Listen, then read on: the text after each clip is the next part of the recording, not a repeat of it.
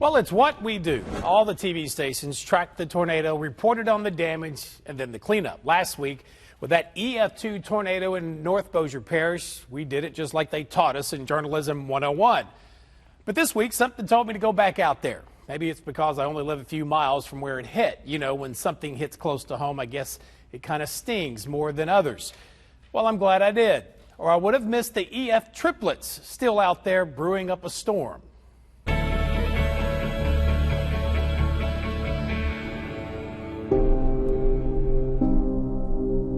This tornado warning has just been issued for an area northeast of Benton. About the time we first learned a tornado could be on the ground along this stretch of Butler Hill Road. To imagine yourself being in it and being thankful you're not. Lacey Grubbs had no idea her family's home was being destroyed. Her family of 8, yes, all 8, were away from home. I don't even know how to describe the emotions, but then you think about all the neighbors who were through that. 1 minute, forced to accept. It was, sitting halfway in the window. You may never live in your home of 8 years ever again. This is like my backbone here. But then the next, hope is slowly restored. Childcare, watching the kids has been rather difficult. We've had a lot of support and help through the church, Plain Church of Christ. We just help one another. If I needed help, I'd expect somebody to help me. Whether it's fellow church members, family, it's a mess, or complete strangers, Lacey says many have stepped up to help. Even their realtor. Anybody want to buy the home?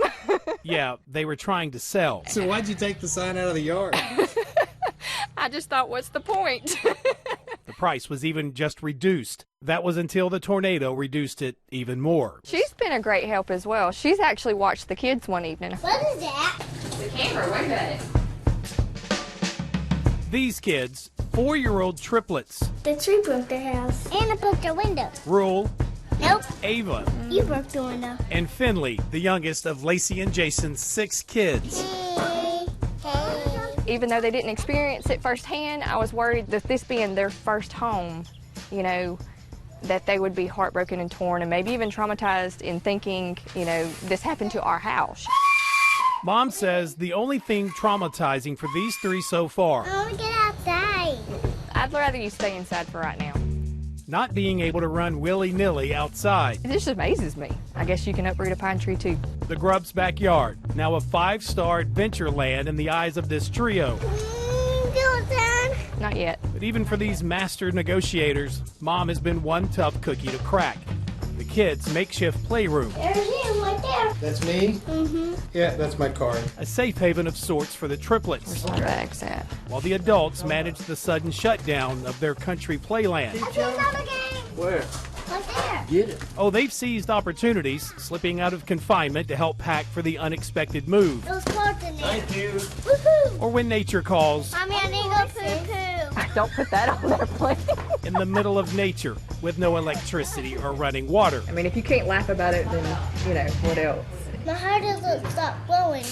Now, sure, Lacey could have found a relative somewhere who wasn't already out here helping just to watch the kids. Ava, who wears her heart on her shoulders and emotions on her shoulders like I do, she came the closest to being teared up and wanting to cry about it. Some relative, hours away. Ruel just kept saying, this is just damage. When you know you'd rather be a lot closer to your kids at a time like this. Your kids who are doing as much for you as you're doing for them. I guess it reminds me that kids are resilient and they don't quite, get tore down too much. There it is. As timely as a babysitter or a kid-loving realtor would be right about now. I'm being careful. You're being careful? Okay. Lacey allowed the doors of freedom to swing open. This time, under the watchful eye of the kid's newfound friend. Come on. If you sit there and worry about all those negative things, I mean, it's just going to bring you down even further. I've just always had that faith that God's going to take care of me.